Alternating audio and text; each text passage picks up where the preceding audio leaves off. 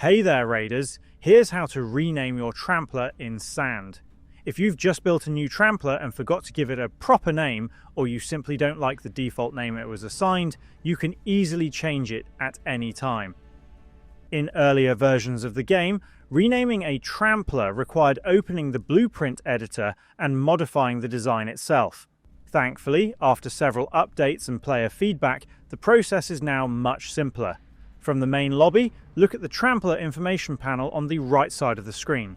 Next to your Trampler's name, you'll find a pencil icon. Click it to open the naming menu. This will bring up the Trampler name selection screen.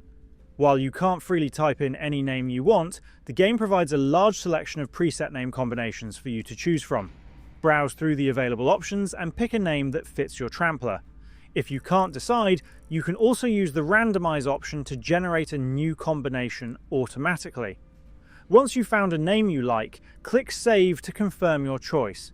The new name will be applied immediately to your Trampler, and that's all of it. If this video helped, please leave a like or comment and subscribe to the channel for more straightforward guides. Thanks for stopping by, and see you in the next side quest.